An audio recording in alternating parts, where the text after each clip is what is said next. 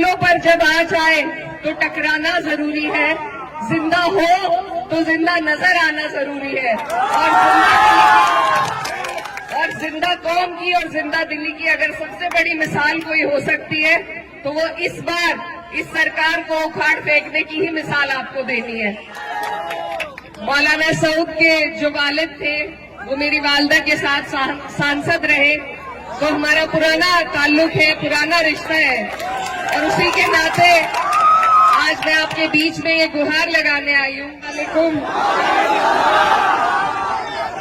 भौगा खाली में यहाँ पर मौजूद मेरे सभी मोहतरम बुजुर्गों, भाइयों और हमारे बीच में यहाँ पर महागठबंधन के प्रत्याशी मौलाना सऊद आलम साहब आपके बीच में हैं।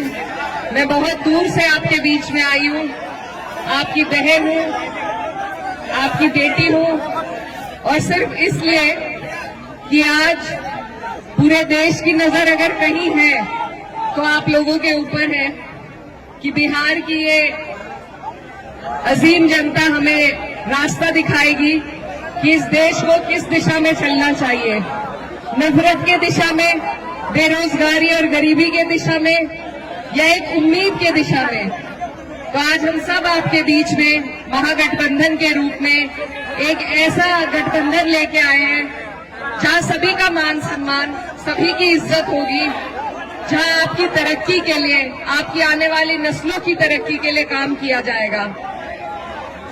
ये जो धरती है बिहार की, ये मेहनत कष्टों की धरती है, और यहाँ पर सबसे ज्यादा ईमानदारी से मेहनत करने वाले हमारे भाई रहते हैं।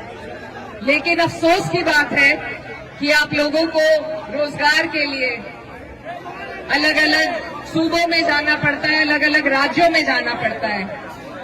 ये आपकी जो सरकार है ये आपको नहीं रोजगार देना चाहती, आपकी तरक्की नहीं चाहती है।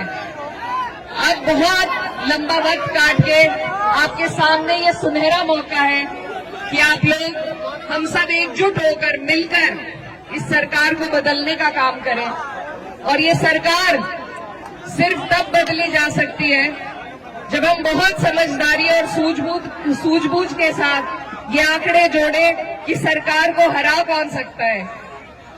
ये गठबंधन इसीलिए आपके लिए बना है कि सब आप और हमारे जैसी सोच रखने वाले, तरक्की की, भाईचारे की सोच रखने वाले लोग एकजुट होकर इस नापाक सरकार को बदलने का काम करें।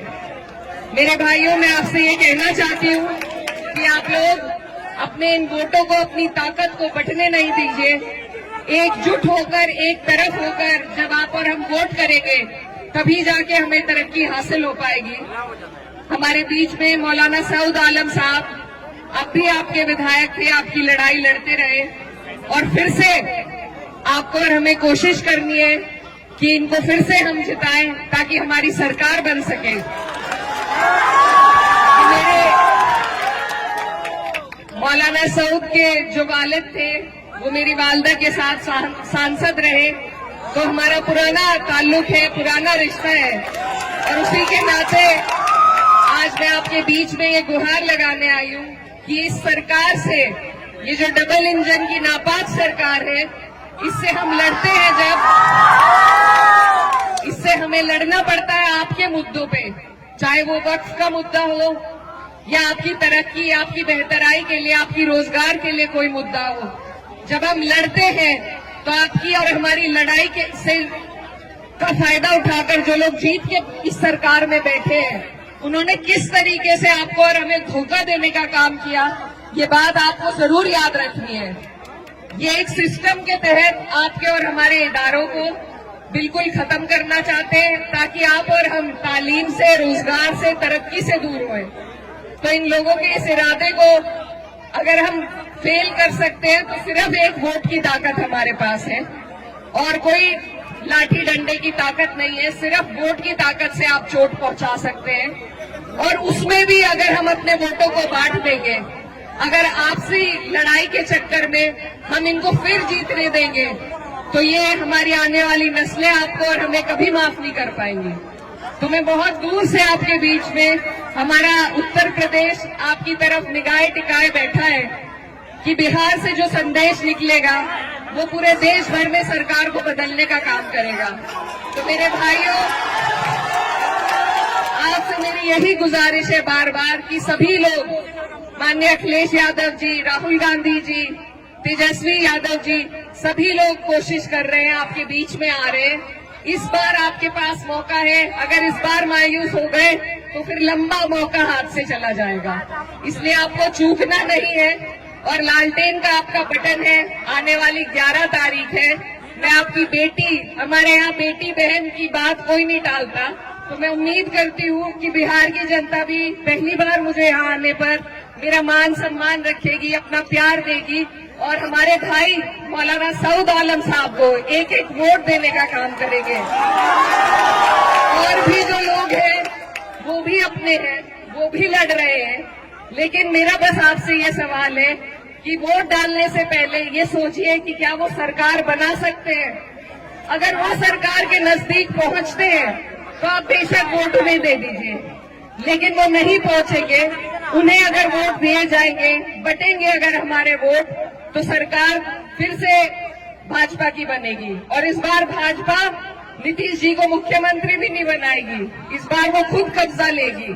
तो अब तक जो हालात थे वो बद से बदतर आपके हो जाएंगे। इसलिए आपको पहले ही अपनी सुरक्षा करनी है और उसका जरिया मैंने जैसा आपको बताया सिर्फ वोट का है आपके पास। इस बार आपको नहीं बैठना है, आपको एक एक वोट एकजुट होकर अपने प्रत्याशी लालटेन पर देने का काम करना है। तो इन्हीं बातों के साथ मैं उम्मीद करती हूँ कि बोआखाली की ये जनता, ये गयूर आवाम सही फैसला लेगी, लालटेन का बटन दबाएगी और मौलाना सऊद साहब को यहाँ से जिताने का फिर से काम करेगी। आप सब यहाँ मेरी बात सुनने के लिए इकट्ठा हुए, यहाँ पर दूर दूर से लोग आए, मैं आपका तहे दिल से शुक्रिया अदा करती हूँ।